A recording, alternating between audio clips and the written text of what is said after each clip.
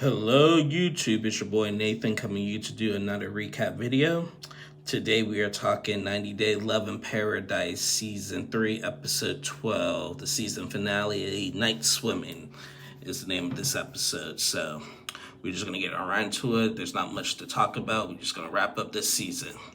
First couple we saw in this episode was Jessica and Juan. So Jessica returned to Wyoming after the trip to Colombia with her son and her kids. And the best friend. And as we know, Jessica was pregnant and everything, and she has recently, and a couple weeks ago, had a baby boy. Well, in this episode, her and Juan decide to meet for a cruise, because remember, Juan works on a cruise, and that's where him and Jessica met, and she's still over the fact that another girl reached out to her and said that she had an emotional relationship with Juan and stuff or whatever. Well, in this episode, Juan takes his last cruise. Jessica goes on board with them. They get off the cruise and they go to a little mutual place, and they go to a doctor's office at a neutral spot to get an ultrasound done and to find out the gender of the baby. Both of them were expecting a girl, and the nurse was showing the pictures of the sonogram. She's like, this is the head, feet, whatever. It is 100% not a girl. So they had it was a boy, and of course, they had a boy. So cool, congratulations to them. Now, there is one thing I want to talk about with Jessica and Juan. And Juan had made a very, very, very good point about this. We've seen throughout the season, Jessica's two boys were a little rambunctious, just kids being kids and stuff. Now, one mentioned that those kids had too much freedom and too much say at their age, and they basically walk all over Jessica, and he doesn't like that. He wasn't raised like that. And so he feels when he moves to Wyoming, he is not going to, he wants to have a say when it comes to that. So he told Jessica, you give them a little bit too much, freedom and stuff and too much leeway. And, with all due respect, they were a little, rambunctious, basically rambunctious here a little bit. And, nobody wants to hear, no parent wants to hear from other people, how to raise their kids. Jessica was just I've been doing this for 9 years. Okay, yeah, you may be doing it for 9 years, but doesn't mean you're doing it right, So I do see Juan's point when he comes, because he is about to be a stepdad. I mean, he's about to be a dad to the baby that they just had, and now he's gonna end up being the other two stepdad and stuff. And so, and he wants to have a say. And Jessica was like, you know what, if my boys don't like it, then there's going to be problems and stuff. Well, when you're in a relationship and when there's kids involved and parenting, I'm not a parent. I'm an uncle, but I'm not a father. But I've been in this situation before. You have to respect. It's kind of hard bringing somebody new into the mix after you've been either with the biological father for a while or just alone with the mother for a while. So then you got this new guy coming in and he's taking orders. I get that in the kid's defense. Been there, done it. But those kids were a little bit much, God bless them. They were so cute though. So yeah, so whenever he arrives to the U.S., I've been looking on Jessica and Juan's Instagram, they're posting pictures, excited with the baby and everything. So they're still doing really well. So I'm happy for them. So yeah, that was Jessica and Juan. Next couple I'm going to talk is April and Valentine. So 2 weeks ago they broke up. April disrespected Valentine at the parents' house when she was literally spraying everybody's hands with Lysol and everything, and then disrespected him, acting like she was better than them because they're poor and she ain't. And Valentine was offended by that. He went to his fake uncle's house when they were supposed to go on vacation, and then she had to find them with her best friend, with her ex in the street and stuff and everything. So in this episode, they say their goodbyes. They break up. Valentine is just he tapped out. He just like he doesn't want to be with April anymore. April was asked by the producers, "Do you see you and Valentine together?" She's like, I have hope that maybe there could be in the future. I don't know, and everything, but she just you know I feel like me personally in this situation, I feel like April kind of got what she deserved, because like like when they were discussing this, she kept on bringing up the money, and Valentine said, "You always bring up money. I don't care about money. It's not about the money. You always bring up money with these trips when we do things like this and everything. He's in it for the real love." And she just talks about money, money, money and everything. So when she has that snobbish attitude and she gets dumped, she's just like, oh, wow. So now she got put in her place where she couldn't be snobbish to somebody anymore. Valentine made a really good point. He said people with a lot of people who have a lot of money, they're a little bit more stuck up.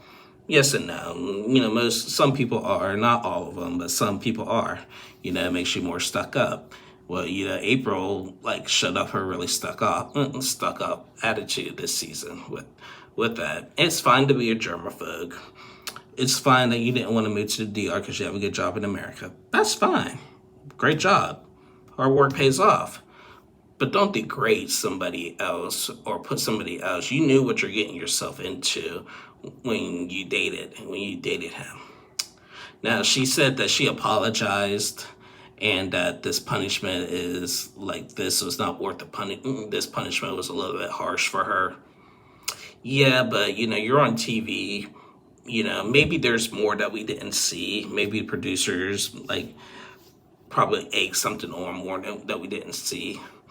Obviously based on editing, we see things that may not be as bad as it seems, but just when it came off, April got a really bad edit. And looking back on that when she didn't want to use the bathroom at his parents' house, that bathroom wasn't that bad looking.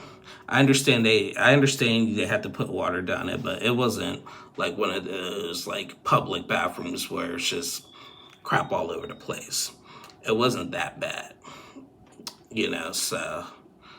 And on top of that, if she's cleaning everything, she could have just wiped it down, cleaned it, and wiped it down a little bit, used it, and cleaned up. She's such a germaphobe and loves to clean, then why she didn't want to do that? Think about it that way. So, yeah, so April goes back to America. She got dumped. And normally I feel bad when somebody gets dumped. In this particular case, I did not feel bad for April. Did not feel bad for her whatsoever. Don't come coming at me in the comments for it, but I'm Team Valentine. I don't agree with him just ditching her at the resort the way he did and just finding him in the middle of the street.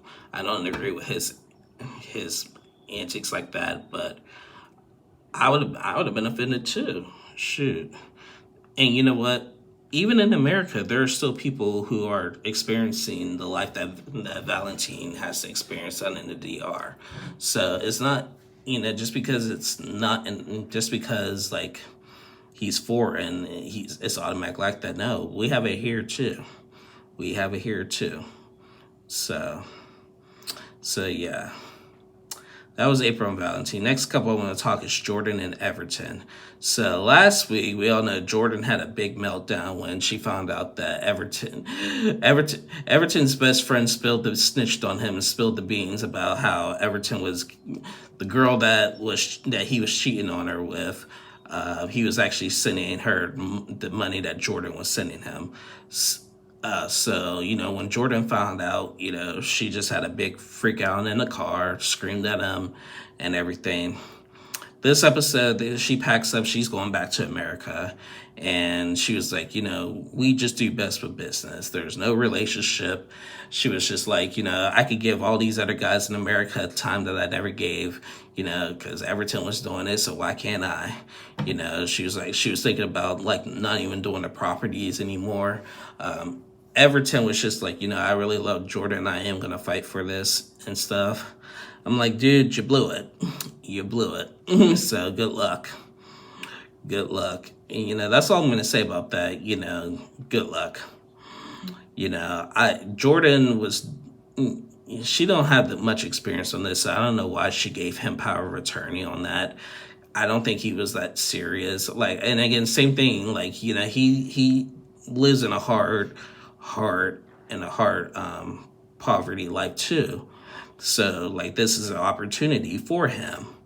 But his actions, if you're in a relationship, his actions are going to ruin it. And if you're not serious, then your work is going to affect in your work. So I think that they should just scratch the whole thing. I still can't believe that she gave him power of attorney. That's just my opinion. So they say their goodbyes. Jordan goes back to America. And that was it for that. The last couple, and we will wrap this up, is Scott and Lydia. So, oh my goodness. Oh my goodness. Scott.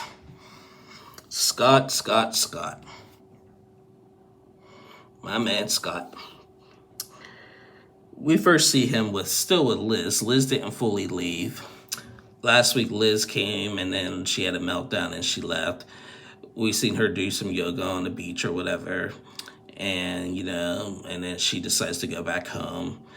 She said her goodbyes to him. They left on good terms. So then Scott has a brilliant idea that he wants to call up Lydia and tell Lydia all what happened. His dumb self messages Lydia, says that he wants to another chance with her. So they meet. Lydia brings a translator. And Scott tells him everything what happened, and Lydia just says like you're a dog and everything, and you're this and that and everything. And then when he said that, Liz came and she was like, she came here, and basically he trifling. Like he keeps flip flopping. One minute he loves Lydia, next minute he is in love with Liz. Now Liz broke his heart. Now he's back with Lydia.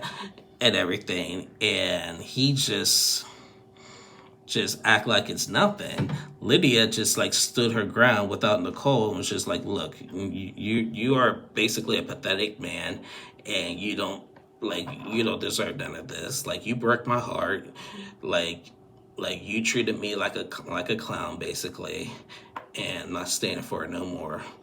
And she got up and left. She went to the beach at night and just literally waved her troubles away. She wanted to be free from Scott. She started swimming in the ocean with her sundress on at night, and just waved her troubles away. And I thought that was beautiful.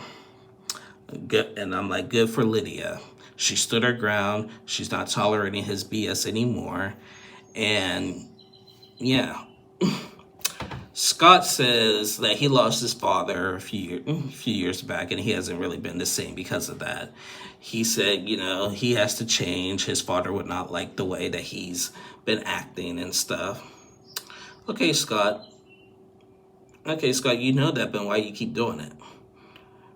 If you want to make your father happy, then change. Quit acting the way you acting.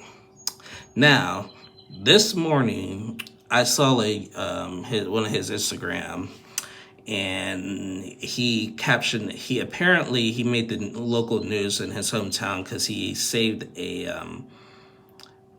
I don't know if it was a fire or something, but he saved a little kid. I think he saved a 2-year-old girl. That wasn't. I had to rewatch the video and see what it was, but he basically saved somebody's life today. Or last night or whatever, and it made local news.